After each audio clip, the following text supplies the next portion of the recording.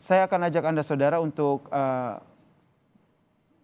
melihat seperti apa kondisi di Pengadilan Negeri Jakarta Selatan secara dekat dan secara langsung bersama dengan jurnalis Kompas TV Niputu Trisnanda.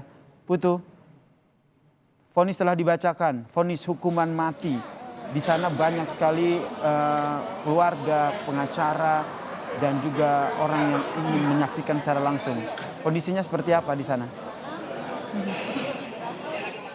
Ya, selamat sore, Yasir dan juga saudara. Tadi situasinya cukup riuh sekali ketika majelis hakim akhirnya membacakan vonis untuk Ferdy Sambo. Kita tahu tadi persidangan dimulai pada pukul 10, berjalan kurang lebih 5 jam. Ada banyak hal yang kemudian menjadi pertimbangan dari majelis hakim sebelum akhirnya menyampaikan putusan terkait dengan hukuman yang akhirnya harus dijalani oleh Ferdy Sambo. Hukuman mati ini akhirnya yang dipilih oleh majelis hakim karena memang merasa tidak ada hal yang meringankan apa yang sudah dilakukan oleh Ferdy Sambo. Saya mencatat beberapa hal tadi juga ketika majelis hakim membacakan vonis, yang hadir juga di ruang sidang ini bukan hanya masyarakat, bukan hanya kami, jurnalis Kompas TV yang ada di lapangan ataupun juga rekan-rekan media yang lain, tetapi keluarga dari Brigadir Yosua Huta Barat ini juga hadir di lokasi, bahkan duduk di kursi paling depan menyaksikan dari pukul 10 sampai dengan saat ini memasuki pukul 15.30 waktu Indonesia bagian Barat.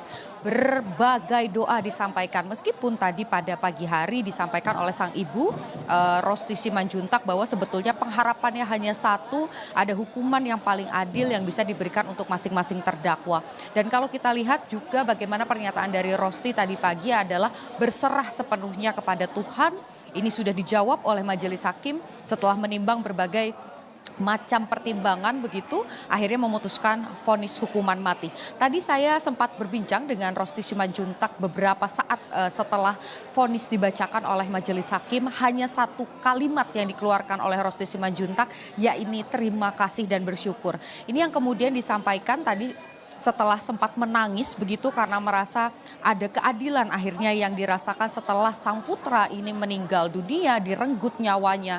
Kemudian juga merasa difitnah karena dituduh melakukan kekerasan seksual terhadap Putri Chandrawati, sosok yang juga sebelumnya dihormati begitu, diakui oleh pihak keluarga, tetapi justru berakhir tak bernyawa di rumah Duren 3 yang ada di Kompleks Polri yang ada di Jakarta Selatan. Hanya satu kalimat, Yasir dan juga saudara, yang disampaikan oleh Rosti Simanjuntak, terima kasih kepada majelis hakim.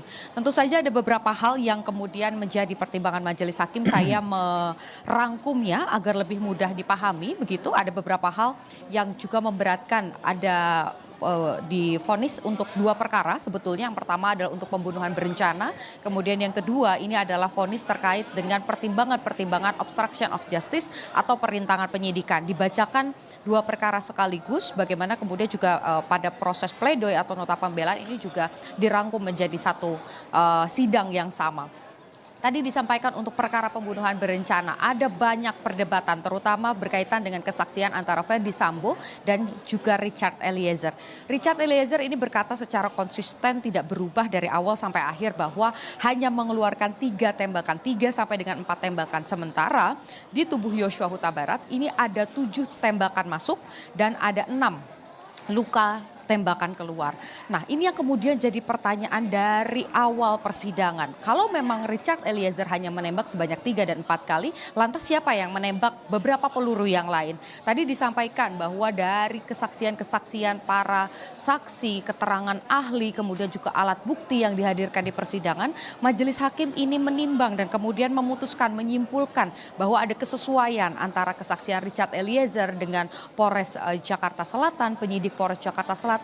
Ada kesesuaian juga dengan penyidik dari Propampori yang pada saat itu ada di lokasi di TKP pada 8 Juli 2022. Kemudian juga ada keterangan-keterangan ahli forensik yang dirangkum begitu oleh majelis hakim selama proses persidangan yang kurang lebih berjalan 4 bulan. Ini disampaikan bahwa Ferdy Sambo dinyatakan ikut menembak karena ada satu temuan atau fakta hukum, fakta persidangan yang saat ini sudah menjadi fakta hukum karena sudah dibacakan begitu oleh majelis hakim, dinilai bahwa Ferdy Sambo ini memiliki senjata Glocks yang sebelumnya tidak diakui oleh Ferdy Sambo. Ferdy Sambo mengaku hanya memiliki senjata berkaliber besar yang bahkan ketika ditanya oleh Kapolri, senjata tersebut bisa menghancurkan kepala Yosua Huta Barat jika digunakan. Tetapi kalau berdasarkan temuan dan juga fakta persidangan disampaikan, Ferdy Sambo ini memiliki senjata Glocks yang kalibernya ini juga kecil 9 mm, ada juga peluru yang identik begitu. Serinya, jenisnya ini sama dengan yang ditemukan selongsong-selongsongnya dan juga satu peluru dari senjata Eliezer. Jadi ada beberapa peluru karena pertama memang senjata Eliezer yang digunakan ini sudah terisi setengah, kemudian ditambah satu kotak peluru lagi. Jika mengutip bagaimana kesaksian dari Eliezer, ada senjata yang diberikan, maksud kami ada kotak peluru yang diberikan oleh Ferdy Sambo untuk kemudian mengisi senjata yang digunakan oleh Eliezer untuk dalam tanda kutip mengeksekusi Yosua Huta Barat. Ini ada satu peluru yang kemudian juga identik dengan peluru yang ada di senjata milik Ferdy Sambo.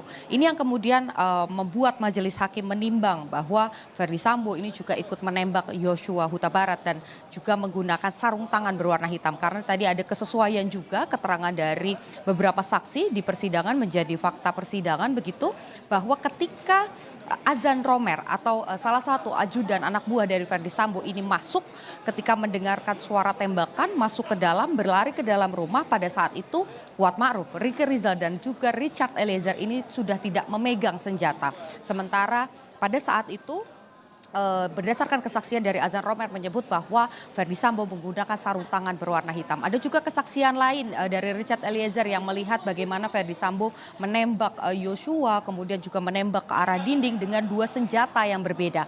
Karena ada satu senjata yang berada di pinggang, tetapi yang digunakan untuk menembak Yosua dan juga menembak ke arah dinding, menurut keterangan dari Eliezer, ini merupakan dua senjata yang berbeda. Salah satunya kemudian disimpan di tangan sebelah kiri Yosua Huta Barat, yang kalau berdasarkan keterangan Eliezer, Yosua Huta Barat ini bukan kidal atau tidak menggunakan tangan sebelah kiri. Ya, ini biasanya menggunakan sehari-hari tangan sebelah kanan, tetapi senjata ditaruh di sebelah kiri untuk kemudian menyempurnakan skenario baku tembak antara polisi dengan polisi.